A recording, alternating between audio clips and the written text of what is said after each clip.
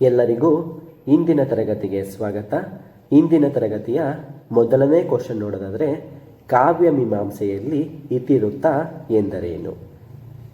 ಕಾವ್ಯ ಮೀಮಾಂಸೆಯಲ್ಲಿ ಇತಿವೃತ್ತ ಎಂದರೆ ಕಥಾ ಭಾಗವಾಗಿದೆ.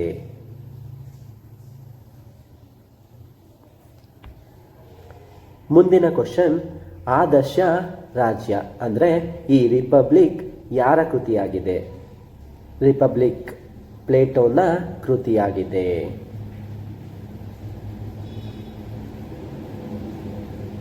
ಮುಂದಿನ ಕ್ವಶನ್, ರುದ್ರ ನಾಟಕ ನೋಡುತ್ತಾ ಕುಳಿತ ಸಹೃದಯರಲ್ಲಿ ಉಂಟಾಗುವ ಭಾವ ವಿರೇಚನ ಎಂದು ಪ್ರತಿಪಾದಿಸಿದವರು ಅರಿಸ್ಟಾಟಲ್ ಆಗಿದ್ದಾರೆ. ಮುಂದಿನ ಕ್ವಶನ್, ವ್ಯಕ್ತಿತ್ವ ನಿರಸನವಾದವನ್ನು ಪ್ರತಿಪಾದಿಸಿದ ಮೀಮಾಂಸಕ ಯಾರು? ಈ ವ್ಯಕ್ತಿತ್ವ ನಿರಸನವಾದವನ್ನು ಪ್ರತಿಪಾದಿಸಿದವರು ಟಿ.ಎಸ್. ಈಲಿಯಟ್ ರವರು. ಮುಂದಿನ ಕ್ವಶನ್, ಇಮ್ಯಾಜಿನೇಷನ್ ಈ ಪ್ರತಿಭೆ ಪರಿಕಲ್ಪನೆಯಲ್ಲಿ ಪ್ರೈಮರಿ ಇಮ್ಯಾಜಿನೇಷನ್, ಸೆಕೆಂಡರಿ ಇಮ್ಯಾಜಿನೇಷನ್ ಎಂದು ಗುರುತಿಸಿದವರು ಕೋಲ್ರಿಡ್ಜ್ ಆಗಿದ್ದಾರೆ. ಮುಂದಿನ ಕ್ವಶನ್, ಫಿಸಿಕಲ್ ಡಿಸ್ಟೆನ್ಸ್ ಎಂಬುದು ಸಂಸ್ಕೃತ ಕಾವ್ಯ ಮೀಮಾಂಸಕರ ಯಾವ ಪರಿಕಲ್ಪನೆಗೆ ಸಮನಾಗಿದೆ? ಈ ಫಿಸಿಕಲ್ ಡಿಸ್ಟೆನ್ಸ್ ಎಂಬುದು ಸಂಸ್ಕೃತದ ಸಾದರೀಕರಣ ಪರಿಕಲ್ಪನೆಗೆ ಸಮನಾಗಿದೆ. ಮುಂದಿನ ಕ್ವಶನ್, ಯತಿ ವಿಲಂಘನದಿಂದ ಅರಿಯದಲ್ತೆ ಕನ್ನಡಂ ಈ ಮಾತು ಬರುವುದು ಎಲ್ಲಿ? ಯತಿ ವಿಲಂಘನದಿಂದ ಅರಿಯದಲ್ತೆ ಕನ್ನಡಂ ಈ ಮಾತು ಬರುವುದು ಕೇಶಿರಾಜನ ಶಬ್ದಮಣಿ ದರ್ಪಣದಲ್ಲಿ. ಮುಂದಿನ ಕ್ವಶನ್, ಒಂದು ಅಕ್ಷರವು ಗುರುವಾಗಲು ಹಲವು ಕಾರಣಗಳಿದ್ದಾಗ ಅದನ್ನು ಹೇಗೆ ಪರಿಗಣಿಸಬೇಕು? ಒಂದು ಗುರು ಎಂದು ಪರಿಗಣಿಸಬೇಕು. ಮುಂದಿನ ಕ್ವಶನ್, ಪ್ರತಿ ಪಾದದ ಮೊದಲೆರಡು ಸ್ವರಗಳ ನಡುವೆ ಒಂದೇ ವಿಧದ ಸಜಾತಿ ಸಂಯುಕ್ತ ವ್ಯಂಜನಗಳು ಬರಲು ಯಾವ ಪ್ರಾಸ ಎನಿಸುವುದು? ಸಿಂಹಪ್ರಾಸ ಎನಿಸುವುದು.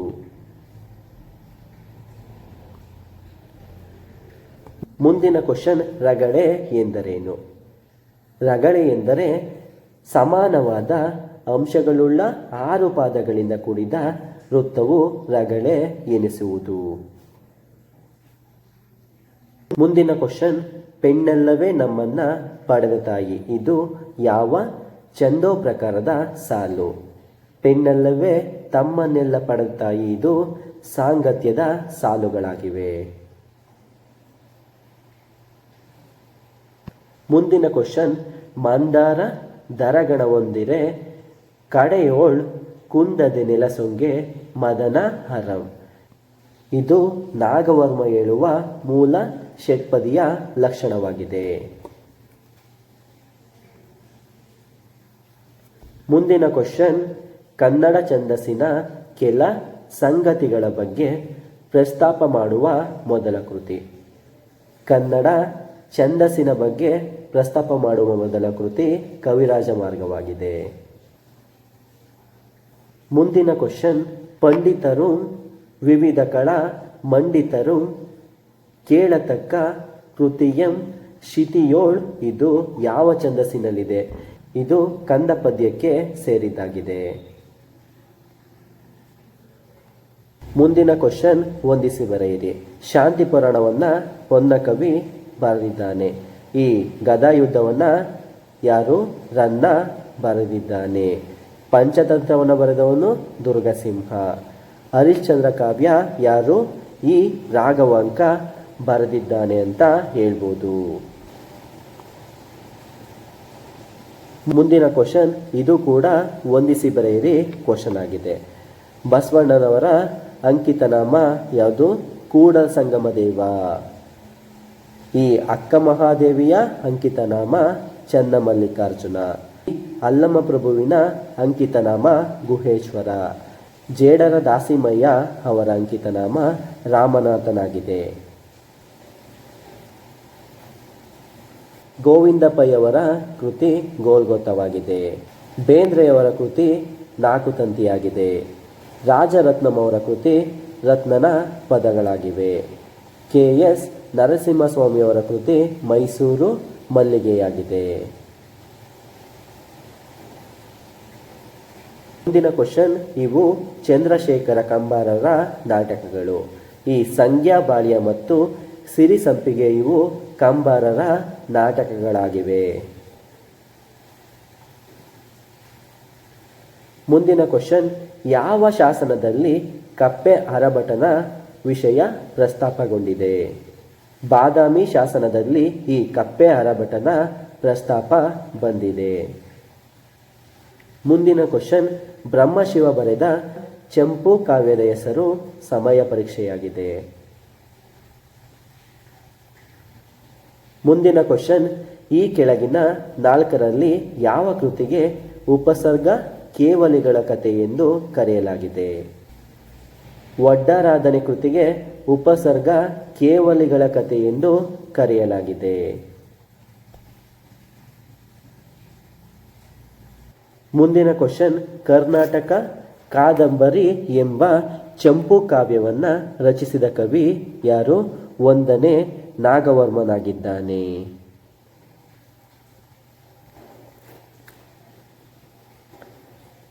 ಮುಂದಿನ ಕ್ವಶನ್, ಪೊಲಮೆಯೇ ಲೇಸು ನರರ ಮೈಯೋಳ್ ಈ ಮಾತನ್ನ ಯಾರು ಯಾರಿಗೆ ಹೇಳಿದರು? ಪೊಲಮೆಯೇ ಲೇಸು ನರರ ಮೈಯೋಳ್ ಈ ಮಾತನ್ನ ಅಮೃತಮತಿ ದಾಸಿಗೆ ಹೇಳಿದ ಮಾತಾಗಿದೆ. ಮುಂದಿನ ಕ್ವಶನ್, ಪೊನ್ನನು ಯಾವ ರಾಜರ ಆಸ್ಥಾನದಲ್ಲಿ ಕವಿಯಾಗಿದ್ದನು? ಪೊನ್ನನು 3ನೇ ಕೃಷ್ಣ ಅಂದರೆ ಈ ಮುಮ್ಮಡಿ ಕೃಷ್ಣನ ಆಸ್ಥಾನದಲ್ಲಿ ಕವಿಯಾಗಿದ್ದನು. ಮುಂದಿನ ಕ್ವಶನ್, ನೆನೆಯದಿರಣ್ಣ ಭಾರತದೊಳ್ ಪೆರರಾರು ಮನನೊಂದೆ ಚಿತ್ತಂ ಪಂಪನ ಈ ಸಾಲುಗಳು ಯಾರನ್ನು ಕುರಿತದ್ದಾಗಿದೆ? ಇದು ಕರ್ಣನ ಕುರಿತಾಗಿ ಪಂಪನು ಹೇಳಿರುವ ಮಾತಾಗಿದೆ. ಮುಂದಿನ ಕ್ವಶನ್, ಹರಿಹರ ರಚಿಸಿದ ಗಿರಿಜಾ ಕಲ್ಯಾಣ ಎಂಬ ಕಾವ್ಯ ಈ ಕೆಳಗಿನ ಯಾವ ಛಂದೋರೂಪದಲ್ಲಿದೆ? ಹರಿಹರ ರಚಿಸಿದ ಗಿರಿಜಾ ಕಲ್ಯಾಣ ಎಂಬ ಕಾವ್ಯ ಚಂಪು ಕಾವ್ಯದ ರೂಪದಲ್ಲಿದೆ. ಮುಂದಿನ ಕ್ವಶನ್, ಕುಮಾರ ವಾಲ್ಮೀಕಿ ಬರೆದಂತಹ ಕೃತಿ ಯಾವುದು? ಕುಮಾರ ವಾಲ್ಮೀಕಿ ಬರೆದ ಕೃತಿ ತೊರವೆ ರಾಮಾಯಣವಾಗಿದೆ.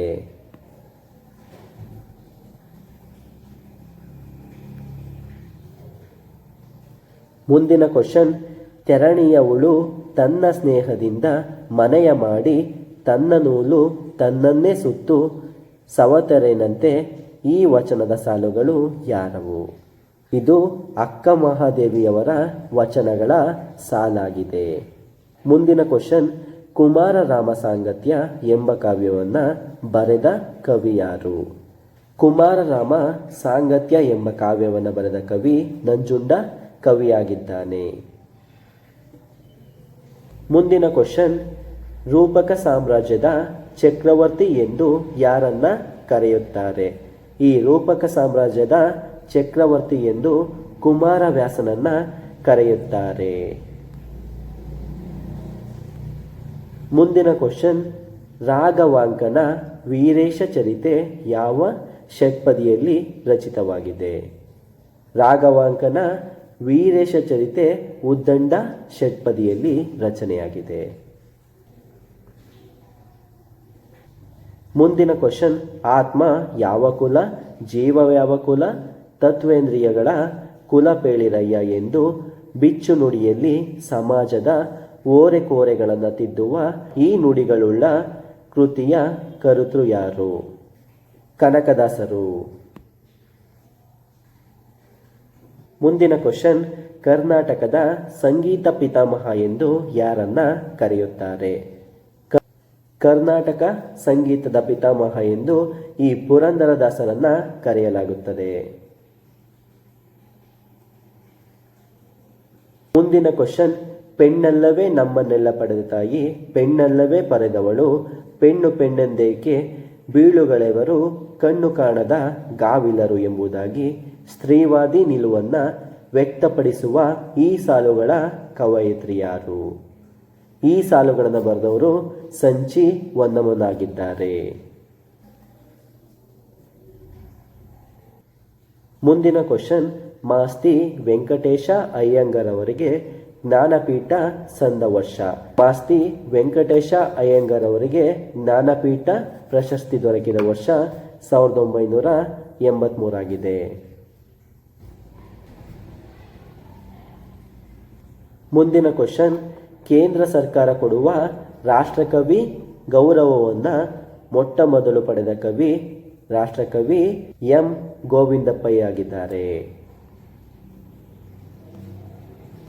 ಮುಂದಿನ ಕ್ವಶನ್, ಶಿವಮೊಗ್ಗದಲ್ಲಿ 2007ರಲ್ಲಿ ಜರುಗಿದ 73ನೆಯ ಅಖಿಲ ಭಾರತ ಸಾಹಿತ್ಯ ಸಮ್ಮೇಳನದ ಅಧ್ಯಕ್ಷರಾಗಿದ್ದವರು ಅಂತ ಕೊಟ್ಟಿದ್ದಾರೆ. 2007ರಲ್ಲಿ ಶಿವಮೊಗ್ಗದಲ್ಲಿ ಜರುಗಿದ 73ನೇ ಅಖಿಲ ಭಾರತ ಸಾಹಿತ್ಯ ಸಮ್ಮೇಳನದ ಅಧ್ಯಕ್ಷರಾಗಿದ್ದವರು ಪ್ರೊಫೆಸರ್ ಕೆ ನಿಸಾರ್ ಅಹಮದರಾಗಿದ್ದಾರೆ.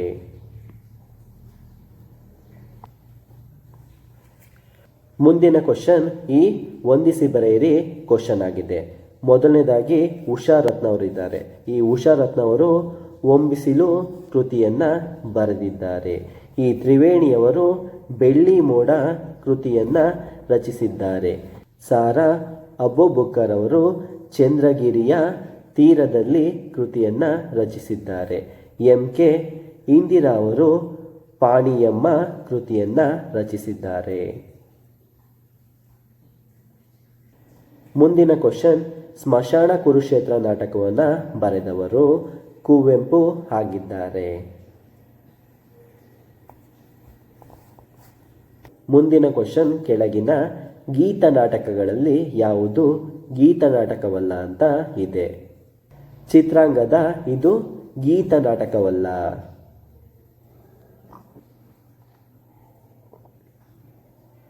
ಮುಂದಿನ ಕ್ವಶನ್, ಉದಯವಾಗಲಿ ನಮ್ಮ ಚೆಲುವ ಕನ್ನಡ ನಾಡು ಎಂಬ ಗೀತೆಯನ್ನು ರಚಿಸಿರುವ ನವ ಕರ್ನಾಟಕದ ಅಭ್ಯುದಯವನ್ನು ಕೋರಿದ ಕವಿ ಉಯಿಲಗೋಳ ನಾರಾಯಣರಾವ್ ಆಗಿದ್ದಾರೆ.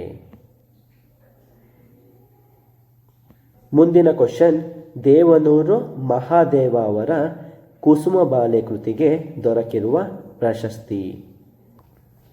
ದೇವನೂರು ಮಹಾದೇವ ಅವರ ಕುಸುಮಬಾಲೆ ಕೃತಿಗೆ ಕೇಂದ್ರ ಸಾಹಿತ್ಯ ಅಕಾಡೆಮಿ ಪ್ರಶಸ್ತಿ ದೊರಕಿದೆ. ಮುಂದಿನ ಕ್ವಶನ್, ಶಿರವೇ ಹೊನ್ನ ಕಳಸ ಎಂಬುದು ಯಾವ ಅಲಂಕಾರವಾಗಿದೆ? ಈ ಶಿರವೇ ಹೊನ್ನ ಕಳಸ ಅನ್ನೋದು ರೂಪಕ ಅಲಂಕಾರವಾಗಿದೆ. ಇಲ್ಲಿ ಏನಂತ ಹೇಳಿದರೆ, ಶಿರವನ್ನ ಹೊನ್ನ ಕಳಸವೇ ಅಂತ ಹೇಳಿದ್ದಾರೆ. ಅದೇ ಶಿರ ಹೊನ್ನ ಕಳಸದಂತೆ ಇದೆ ಅಂತ ಹೇಳಿದ್ರೆ ಅದು ಉಪಮ ಅಲಂಕಾರ ಆಗ್ತಾ ಇತ್ತು. ಮುಂದಿನ ಕ್ವಶನ್, ಕನ್ನಡದ ಪ್ರಥಮ ಗದ್ಯ ಕೃತಿ ಅಂತ ಇದೆ. ಈ ಕನ್ನಡದ ಮೊದಲ ಗದ್ಯ ಕೃತಿ ವಡ್ಡರಾಧನೆಯಾಗಿದೆ. ಮುಂದಿನ ಕ್ವಶನ್, ತುಕಡಿ ಎಂಬ ಪದದ ಸಮಾನಾರ್ಥ ಶಬ್ದ ಅಂತ ಇದೆ. ಈ ತುಕಡಿ ಪದದ ಸಮಾನಾರ್ಥ ಚಿಕ್ಕ ಸೇನಾ ವಿಭಾಗವಾಗಿದೆ.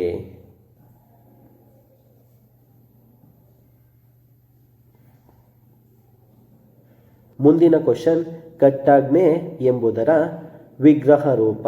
ಕಟ್ಟಾಜ್ಞೆಯ ವಿಗ್ರಹ ರೂಪ ಕಟ್ಟಿದ ಆಜ್ಞೆಯಾಗಿದೆ.